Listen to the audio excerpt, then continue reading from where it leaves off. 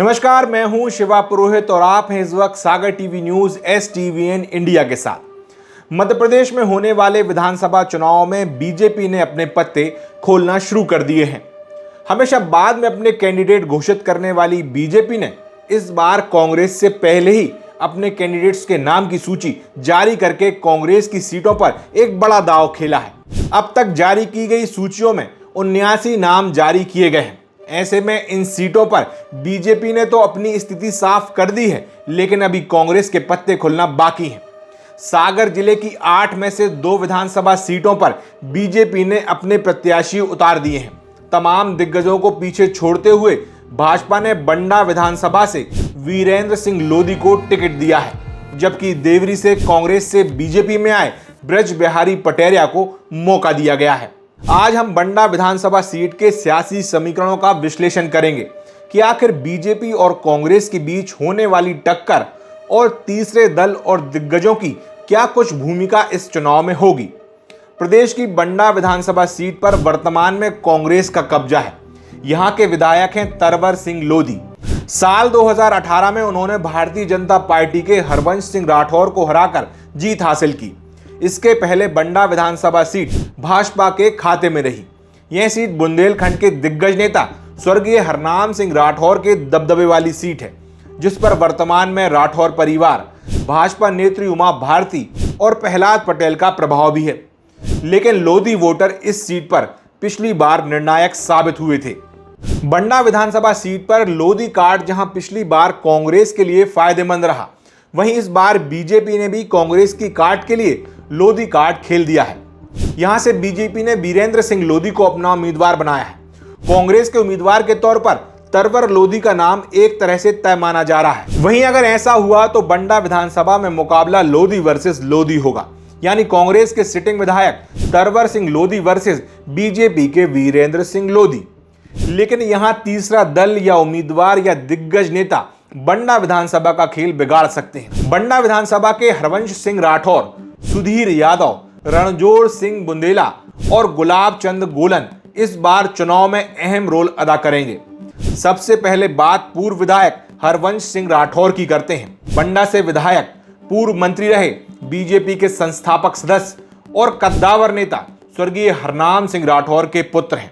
हरनाम सिंह राठौर 4 बार बंडा विधानसभा से विधायक रहे। उनका इस सीट पर दबदबा रहा। उनके राजनीति से संन्यास लेने के बाद साल 2013 में हरवंश राठौर विधायक चुनकर आए, लेकिन साल 2018 में वो कांग्रेस के तरवर सिंह लोधी से चुनाव हार गए।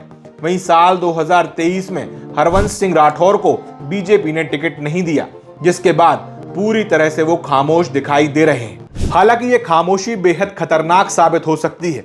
जानकारों की माने तो किसी बड़े तूफान के आने के पहले की ये खामोशी के मायने नहीं समझे गए तो बीजेपी के लिए इसका खामियाजा उठाना पड़ सकता है।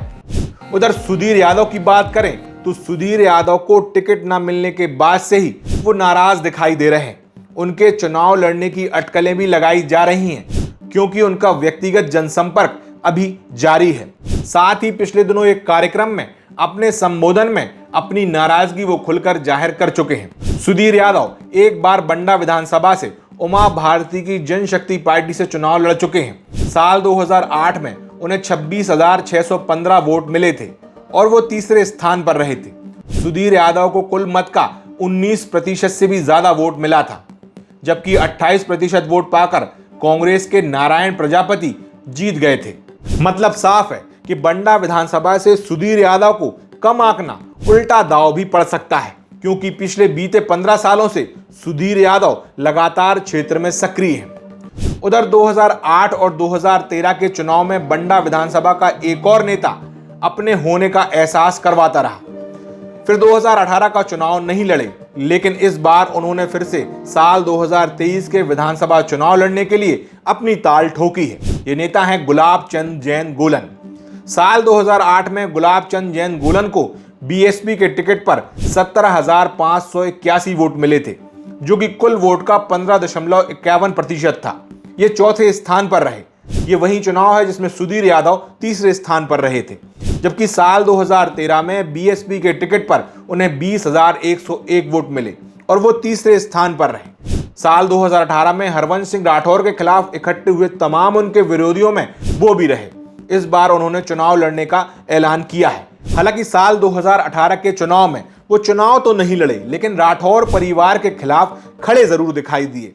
गुलाब चंद जैन गोलन इस बार फिर से चुनाव लड़ने का ऐलान कर चुके हैं। वो बीजेपी और कांग्रेस का दोनों का खेल बिगाड़ने का दम रखते हैं। वहीं चौथा नाम है रणजोर सिंह बुंदेला का, जो बीजेपी का टिकट ना मिलने के बाद से नाराज हैं और उनके समर्थक उनके चुनाव लड़ने की बातें करते नजर आ रहे हैं। अगर वो चुनाव लड़ते हैं तो शाहगढ़ और आसपास के इलाकों में उनके प्रभाव के चलते चुनाव का रंग बदल सकता है। ये तो हुआ बंडा विधानसभा से नेताओं के चुनाव लड़ने और ना लड़ने पर क्या असर होता है उसके समीकरणों की चर्चा। जबकि बात अगर सिटिंग विधायक कांग्रेस के तरवर लोधी और बीजेपी के प्रत्याशी वीरेंद्र सिंह लोधी के बीच होने वाले मुकाबले की करें तो लोधी वर्सेस लोधी के मुकाबले में किसका पलड़ा भारी होगा। तरवर लोधी कांग्रेस के एक बार फिर से उम्मीदवार बनेंगे, ये बात तय मानी जा रही है। साल 2018 के चुनाव में लोधी, यादव, जैन वोटर्स ने यहां कांग्रेस के पक्ष में वोट किया, जिसका नतीजा ये हुआ कि बीजेपी को हार का सामना करना पड़ा। आखिरकार बंडा विधानसभा के जातिगत समीकरण क्या है, इसके बारे में आज आपको बताते हैं। बंडा विधानसभा सीट लोधी बाहुल्य सीट है। यहां लोधी मतदाताओं की संख्या करीब 38,000 बताई जा रही है। इसके अलावा अनुसूचित जाति और यादव समाज के मतदाता निर्णायक भूमिका में होते हैं। अनुसूचित जाति के मतदाताओं की संख्या करीब 32,000 और यादव समाज के मतदाताओं की संख्या 28,000 के करीब बताई जाती है। साथ ही ब्राह्मण 18,000 और जैन मतदाताओं की संख्या 12,000 के करीब है।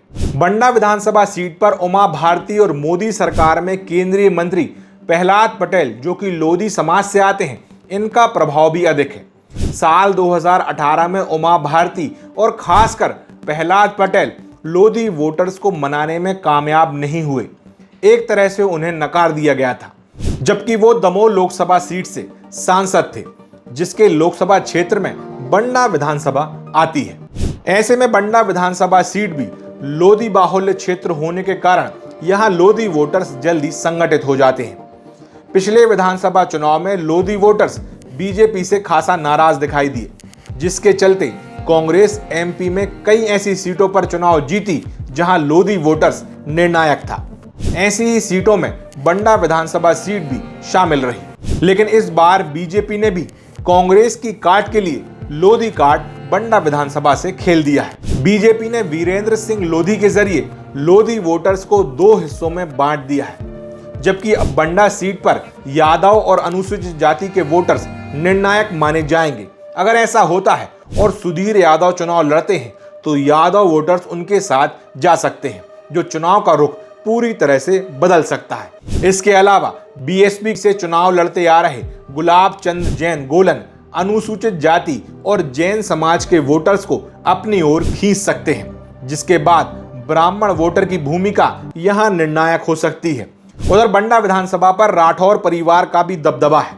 अगर बीजेपी राठौर परिवार को मनाकर संतुष्ट कर लेती है तो बंडा सीट के परिणाम कुछ हद तक उनके पक्ष में जा सकते हैं। वहीं राठौर परिवार के प्रभाव वाली 5 विधानसभा सीट खुरई, सुर्खी, सागर, बंडा, नरियावली पर भी इसका प्रभाव देखने मिलेगा। तो ये था बंडा विधानसभा का सियासी गणित, जिसको देखने से लगता है कि इस बार बंडा विधानसभा सीट का चुनावी संग्राम बेहद दिलचस्प होगा। बीजेपी और कांग्रेस दोनों के लिए इस सीट पर सभी समीकरण अनुकूल नहीं दिखाई दे रहे।